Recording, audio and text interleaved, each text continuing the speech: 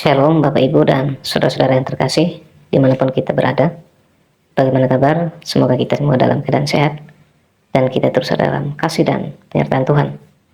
Ya Bapak Ibu, kembali bersama saya di Jaka Channel. Karena ini channel yang baru, saya mohon bantuan Bapak Ibu dan saudara-saudara semua agar channel ini terus dukung dengan cara like, komen, subscribe, dan juga di-share sebanyak-banyaknya kepada teman-teman yang lain dan juga di media sosial Bapak Ibu semua, sehingga melalui kesaksian ini banyak orang diberkati dan juga banyak jiwa-jiwa baru yang percaya kepada Kristus sebagai Tuhan dan Juru Selamat mereka. Ya Bapak Ibu dan saudara-saudara yang terkasih, dalam kesempatan kali ini kita akan kembali menyaksikan lagi kesaksian dari seorang murtadin yang masih sangat muda ketika dia meninggalkan keyakinan lamanya dan percaya kepada Kristus. Banyak tantangan, bahkan ancaman datang bertubi-tubi dalam kehidupannya. Tetapi dia memiliki prinsip komitmen bahwa sekali Yesus, selamanya Yesus. Wow, ini kesaksian yang sangat dahsyat, yang luar biasa. Ketika ia mengambil satu keputusan untuk percaya kepada Yesus Kristus sebagai Tuhan dan Selamat dalam hidupnya. Ya Bapak Ibu, bagaimana kesaksian selengkapnya?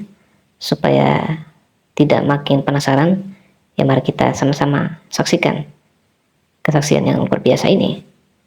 Saya berharap Bapak Ibu dan saudara-saudara bisa nonton sampai tuntas agar apa yang didapatkan boleh memberkati dan iman kita juga semakin kuat di dalam mengiring Tuhan Yesus dalam kehidupan kita. Dan tentunya kita juga harus menjadi saksi Kristus dimanapun kita berada, terutama kepada keluarga, kawan, dan kenalan kita, sehingga mereka juga boleh mengenal Kristus di dalam kehidupan mereka. Ya, tanpa berlama-lama lagi, mari kita sama-sama saksikan kesaksian berikut ini. Selamat menonton, Tuhan Yesus memberkati.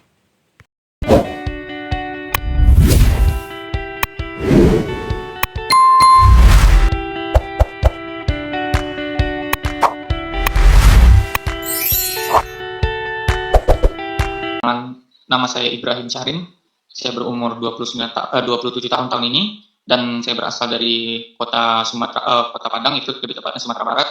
Dan pada saat ini saya sedang menempuh studi di salah satu kampus teologi yang ada di Harapan Indah. Nah, saya akan menceritakan bagaimana kebaikan Tuhan dalam kehidupan saya, bagaimana saya menerima Tuhan Yesus sebagai Tuhan dan Juru Selamat. Ketika saya umur di 7 tahun, saya memiliki tetangga, yaitu tetangga orang yang percaya, tetapi etnis keluarga saya belum percaya. Tetapi puji Tuhan, ada kesempatan untuk berkunjung ke rumah tetangga saya, dan pada saat itu memang ikonik-ikonik dan ornamen-ornamen kekristenan itu cukup banyak di rumah beliau, dan saya juga banyak memahami bagaimana keluarga mereka itu menonjolkan bahwasanya mereka itu adalah orang Kristen. Dan memang saya memiliki orang tua, yaitu orang tua yang tidak terlalu fanatik dengan agama, dan tidak terlalu mengekang saya dalam berteman maupun dalam bergaul dengan mereka. Dan saya juga bercerita dari awal mulanya bagaimana perjalanan kehidupan saya. Saya ketika umur 5 hari, saya sudah ditinggal oleh bapak kandung saya, dan saya dibesarkan oleh mama saya dan papa tiri. Dan di usia 7 tahun sampai 10 tahun saya memang banyak mengalami hal-hal yang tekanan dari keluarga saya pribadi. Ya, meskipun saya memiliki tekanan yang sangat luar biasa dalam kehidupan saya, tetapi saya mampu untuk melewati itu semua, meskipun banyak hal yang memang seluruhnya itu tidak diinginkan. Memang itu suatu hal tekanan yang paling besar dalam kehidupan saya, ya, yang membuat saya hidup tidak tenang dan punya banyak keresahan dan memiliki sebuah tekanan yang sangat luar biasa melalui keluarga tersebut. Dan memang di zaman sekarang itu ada yang namanya keluarga broken home. Nah, tetapi di umur 13 tahun, saya saat itu, saya sudah mengkonsumsi yang namanya obat penenang untuk menenangkan pikiran dan batin saya. Saya mengkonsumsi itu selama 3 tahun, dan memang banyak perubahan yang saya alami ketika saya memakan obat penenang, dan pada akhirnya saya memutuskan di tahun 2016 akhir saya sudah stop karena ini berdampak panjang bagi diri saya pribadi. Dan di saat tahun 2017 itu mama saya dipanggil dan saya semakin berontak, hidup saya tidak jelas dan arah kehidupan saya saat itu sudah tidak tahu menau. Dan bagaimana kekelaman kehidupan yang saya lewati dan bagaimana jalan kehidupan yang seharusnya saya tidak lewati tetapi saya melewati itu semua. Dan banyak proses-proses yang menurut saya itu memang kejadian yang tidak pernah saya alami sebelumnya, itu memaksakan saya agar saya bisa bertumbuh seperti orang dewasa sedia kalanya. Dan ketika pada saat saya sudah kehilangan arah, pada saat itu saya memilih hidup luntang-lantung dan tidak tahu menau kemana arah tujuan hidup. Dan berbagai macam aspek yang saya jalanin itu negatif semua, tidak ada yang positif, malah merugikan diri saya pribadi. Kenapa saya bilang seperti itu? Karena saya merugikan diri saya pribadi dengan berbagai macam hal. Yang pertama, saya mengkonsumsi alkohol, rokok, dan berbagai macam jenis narkoba lainnya.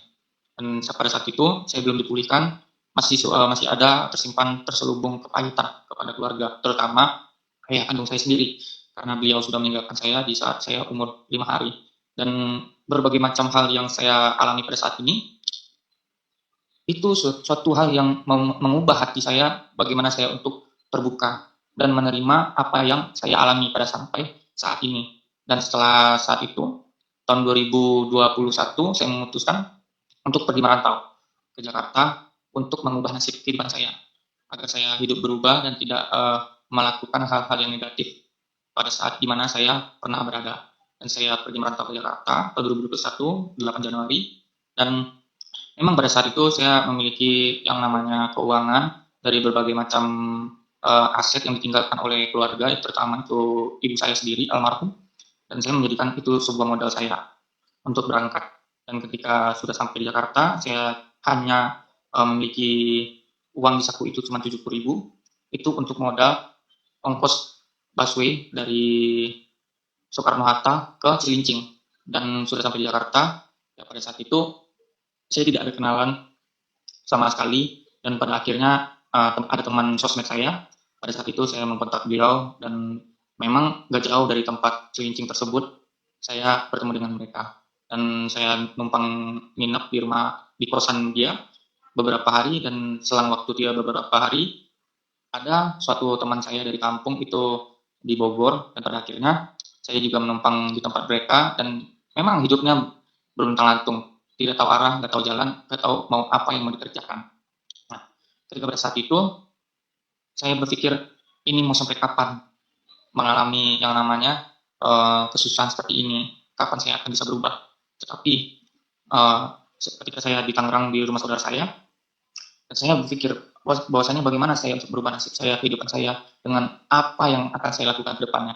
Pada akhirnya, pada saat itu, saya pergi ke Muara Angke.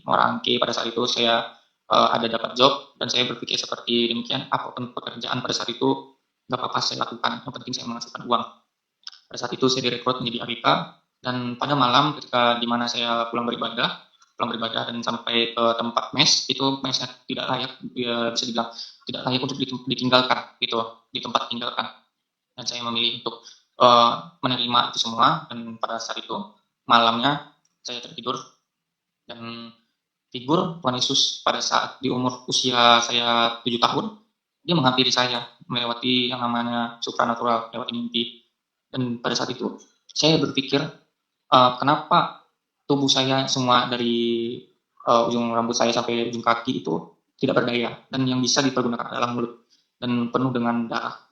Pada saat itu memang darah itu adalah melambangkan keberdosaan yang pernah saya lakukan selama saya hidup. Dan figur tersebut, ya yang bisa disebut Tuhan Yesus tersebut, menghampiri saya dan memberi saya minum. Dan ketika saya minum akhirnya saya langsung sembuh. Dan ketika saat itu langsung berubah suasananya, dan saya dipindahkan ke tempat yang namanya suatu taman yang sangat indah. Saya di bawah pohon, dan di samping saya itu ada aliran sungai yang indah sekali. Dan dia menghampiri saya dan bertanya, bagaimana perasaanmu ketika setelah kamu disembuhkan? Dan bagaimana pemberontakan yang ada di dalam diri saya itu menjawab secara spontan. Saya merasakan biasa-biasa saja, tidak ada pengaruhnya dalam kehidupan saya.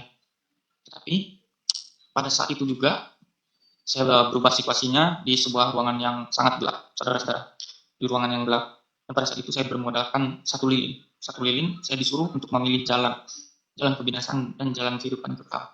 Dan saya bertanya pada saat itu, kenapa harus saya memilih gitu? Bagaimana saya untuk menjalankan kehidupan saya selanjutnya? Dan pada saat itu saya memiliki ketakutan dan kerugian, dan pada akhirnya saya memilih jalan hidup yang kekal. Dan saya berjalan dan saya dirangkul pada saat itu dan semuanya berubah hukum. Dan setelah mimpi tersebut, saya menghubungi beberapa pihak dan saya bangun dari tidur saya. Saya menghubungi beberapa pihak konseling dan Google juga. Saya searching bagaimana saya bisa menjadi orang percaya pada saat itu. Tetapi uh, banyak hal yang membuat saya itu bertanya-tanya, saudara-saudara. Yang pertama, ini mimpi benar-benar apa hanya sebuah khayalan atau ilusi? Tetapi pada saat itu, seminggu full, saya bertanya-tanya ke teman yang beda iman, ke beberapa konseling, beberapa pendeta juga, saya bertanya. Yang pada akhirnya ada beberapa pihak, yaitu komunitas rohani, yang follow up saya dan mengkonselingkan saya, memberikan referensi gereja lokal yang ada di Bekasi, dan saya mengakui di gereja yang di Bekasi. Dan saya berbicara dengan pendeta, saya bercerita tentang kesaksian saya, perjumpaan saya dengan Tuhan Yesus pada saat itu. Nah, ketika saat itu sudah berlalu, dan saya terus terang berbicara kepada pendeta tersebut, bahwasanya saya memberikan diri saya dibaptis. Nah, setelah saya pulang dibaptis, saya terang-terang ke rumah saudara saya. Pada saat itu saudara saya tahu bahwasanya saya sudah berbeda dengan mereka, dan jam 2 malam saya diusir dari rumah saudara saya.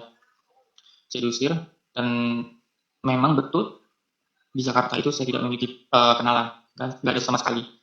Uang sama sekali tidak ada, dan ya memang pada saat itu sudah jalan yang buntu. Dan pada akhirnya ketika saat itu ada teman saya menitipkan saya e-money yang berisikan cuman uang 27.000 di dalam e-money tersebut, yang itulah yang menjadi transportasi saya. Ketika saat itu saya luntang-lantung di Tanah Abang selama seminggu, ya memang berbagai macam hal. Saya tidur di depan ruko, saya berbagai macam hal kecaman yang saya lewati. Saya bertanya kepada Tuhan, kenapa Tuhan ketika saya sudah komitmen kepadamu untuk mengikutimu, kenapa hal ini terjadi dalam kehidupan saya? Memang apa yang salah dalam kehidupan saya sehingga engkau mengizinkan ini terjadi dalam kehidupan saya? Dan itu kebersungut-sungutan itu pasti ada di dalam kedagingan ini. Ya, seolah-olah tidak menerima kenyataan. Ya, Bapak Ibu Saudara pasti paham. Setelah mengalami akan hal tersebut, perasaan saudara mungkin nggak jauh lebih beda daripada saya. Ketika menerima Tuhan Yesus, diusir dari keluarga dan tidak ada tempat tinggal dan tempat mengadu sama sekali, dan hidup di depan ruko, tidur di depan ruko pada saat itu, ya memang itu suatu hal yang menurut kita pribadi itu sesuatu hal yang tidak kita inginkan lagi. Mengapa menurut Tuhan mengalami yang namanya penderitaan? Dan pada saat itu saya tidak berkekurangan dan saya memegang janji Tuhan itu bahwasanya saya selalu disertai. Nah, ketika pada saat itu saya komunikasi dengan pendeta yang memberkati saya dan saya bilang bahwasanya saya telah diusir sama dengan keluarga atau saudara saya, dan pada saat itu saya menghampiri beliau di Bekasi dan saya tinggal di Bekasi pada saat itu 2 tahun saya tinggal di Bekasi, dan berbagai macam hal yang saya lewati di Bekasi tersebut. Awalnya ketika tinggal di tempat pendeta tersebut, saya berpikir seperti begini, saudara. Saya hanya numpang tinggal, tapi saya melakukan aktivitas yang harus wajarnya saya lakukan itu. Saya mencari pekerjaan, saya menghasilkan uang, dan ya saya bisa ibarat kata itu ngontrak, tidak menumpang lagi. Tetapi berbagai macam hal yang saya lewati itu gagal semua. Pekerjaan saya tidak dapat, dan saya malah dikecam seperti ditanya seperti gini. Kamu nama kamu Ibrahim ya? Iya. Tapi kamu kok ngisi formnya agamanya Kristen? Iya, saya baru bertobat, saya baru percaya. Dan pada akhirnya ada salah satu tempat pekerjaan itu tidak menerima saya. Pada akhirnya saya bergumul lagi, dan pada akhirnya saya berdoa sama Tuhan. Tuhan, apa sesuatu hal yang Engkau rencanakan dalam kehidupan saya? Mengapa saya mengalami proses demikian? Dan pada saat itu saya memiliki kerinduan untuk melayani Tuhan. Dan pada saat itu ada Natal para pendeta, saudara-saudara, Natal para pendeta, dan saya menghadirinya. Dan setelah ibadah, pendeta tersebut bilang, siapa yang mau jadi pendeta? Dan tangan saya ini terangkat sendiri. tangan saya terangkat sendiri, dan pendeta tersebut menghampiri saya, ngobrol-ngobrol-ngobrol, dan saya berbicara kepada gembala di mana saya pernah dibaptis. Masih bertanya, memang apa persyaratannya untuk menjadi pelayan Tuhan, dan ya terutama pendeta. Ya, kamu harus sekolah di sekolah Alkitab, dan kamu harus mendalami Alkitab, kamu harus mengerti firman Tuhan. Memang pada saat itu saya tidak memiliki yang namanya ijazah SMA. Saya tidak memiliki ijazah SMA, dan saya pada malam hari itu saya berlutut sama Tuhan, minta seperti ini. Tuhan, kenapa ketika saya mau untuk melayani Tuhan, kenapa banyak sesuatu hal yang menghambat kehidupan saya? Kenapa ini bisa terjadi dalam kehidupan saya ketika saya mau memberi diri saya untuk melayani Tuhan? Nah, ketika pada saat itu saya memohon kepada Tuhan, pakai saya Tuhan, apapun yang menjadi rencanamu, saya akan mengikuti. Ketika pagi harinya, saya mendengar kabar baik, yaitu saya dipromosikan untuk sekolah di salah satu PKBM untuk mengambil ijazah SMA. Setahun setelah selesai PKBM, dan pada akhirnya saya menempuh studi, yaitu di salah satu sekolah teologi yang ada di Bekasi. Ya puji Tuhan, sampai saat ini banyak pertolongan Tuhan yang sangat luar biasa yang saya alami. Dan mentor-mentor rohani juga yang membimbing saya dengan baik, dan puji Tuhannya sampai saat ini saya memiliki tekad yang sangat-sangat kuat untuk dalam melayani Tuhan.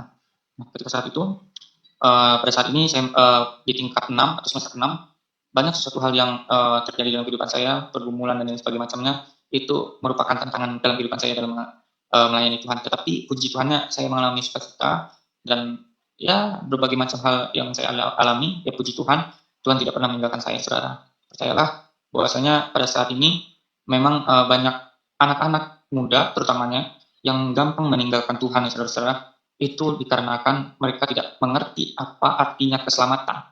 Nah, banyak anak muda itu tidak mengerti apa artinya keselamatan, dan bahkan justru mampu menjual Tuhan demi uang, cinta, dan tahta, serta jabatan.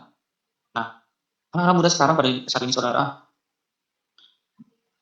banyak kehilangan arah, dan mau mencari tempat bercerita, mau cari tempat yang namanya menganggap mereka ada pada sampai saat di mana titik terendah mereka itu sudah tidak dianggap lagi. Nah, begitupun juga dengan saya pribadi ketika sebelum mengenal Tuhan Yesus. Berbagai macam hal yang negatif dalam kehidupan saya, tetapi puji Tuhan, ketika saya menerima Tuhan Yesus sebagai Tuhan dan Juru Selamat, pada sampai saat ini, ya sesuatu hal banyak yang saya alami, yaitu adalah pertolongan Tuhan yang sangat luar biasa, yang mampu menopang saya sampai saat ini, dan mampu untuk dapat berdiri, mampu untuk melayani Tuhan dalam berbagai macam hal, dan berbagai macam, ya menurut saya itu sesuatu hal yang tidak bisa dibayangkan oleh manusia. Tetapi itulah perjalanan spiritual saya. Ketika memang benar-benar banyak kecaman, ancaman dari keluarga pihak manapun, tapi percayalah dengan kesetiaan kita, Tuhan akan mempertanggungjawabkan semuanya. Dan percayalah bahwasanya Tuhan akan memperhitungkan setiap apapun yang menjadi sebuah proses kedewasaan iman kita dengan sungguh-sungguh untuk mencari Tuhan. Ya, seperti demikian bagaimana Tuhan bekerja dalam kehidupan saya sampai saat ini. Saya bersyukur saya sudah bisa kuliah. Dari sebelumnya saya tidak hidup dengan baik-baik, saya seperti gelandangan, tetapi sekarang puji Tuhan saya sudah bisa kuliah, saya sudah bisa melayani Tuhan, dan bisa menata kehidupan lebih baik lagi untuk kedepannya. Ya puji Tuhan, itulah pertolongan Tuhan yang sangat luar biasa yang saya alami sampai titik saat ini. Ya puji Tuhan, Tuhan memberkati. Oke, luar biasa ya bahwa Tuhan bekerja di dalam kehidupan Bro Ibrahim ini ya, dan beliau mengalami situasi yang mungkin tidak mengenakan ya, sempat menggelandang ya Bro ya, sempat menggelandang ya.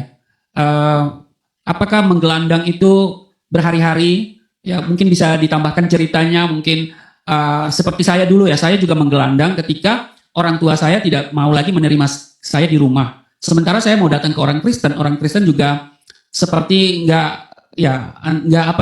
sudi begitu ya, karena mereka ya takut disalahkan. Ya terpaksa saya menggelandang ya dari tempat yang satu ke tempat yang lain, nanti tidur di mana, kadang nggak makan. Saya pernah makan makanan yang basi ya untuk bertahan hidup. Apakah Bro Ibrahim juga alami seperti itu? Ya, lebih tepatnya saya itu 3 hari di Tanah Abang, di stasiun Tanah Abang. Nah, saya 3 hari di stasiun Tanah Abang. Di hari pertama itu saya memang menggelandang. Saya mencari makan itu dengan makanan sisa yang ada di tong sampah dan air sisa yang saya minum. Pada saat itu ya memang apalagi yang saya harus mempermalukan diri saya? Ya saya tidak mempermalukan orang lain, tetapi bagaimana saya menikmati proses tersebut dalam ketulusan hati saya mengikut Tuhan. Saya mengorek-orek sampah untuk mencari makan dan mencari minum, dan memang pada saat itu saya berpikir, ya dengan inilah saya membuktikan kebersungguhan saya untuk mengikut Tuhan. Ya, memang ada beberapa kecaman juga dari beberapa pihak oknum yang ada di sekitar, ya namanya juga pasar ya, tinggal di pasar dan tinggal di depan ruko itu tidaklah nyaman. Tetapi saya yakin dan percaya ketika kita benar-benar sungguh untuk mengikut Tuhan, Tuhan pasti akan memperhitungkan semuanya, dan Tuhan melihat seberapa sungguhnya kehidupan kita. Dan pada saat itu saya pindah ke Sudirman. Nah, ketika di Sudirman itulah berbagai macam hal, saya pernah diusir sama satpam gitu, dan saya diusir sama orang-orang yang punya ruko. Ya puji Tuhan lah gitu kan, tetapi saya nggak bersungut-sungut, tetapi saya menikmati itu semua. Itu saya anggap sebagai proses pendewasaan.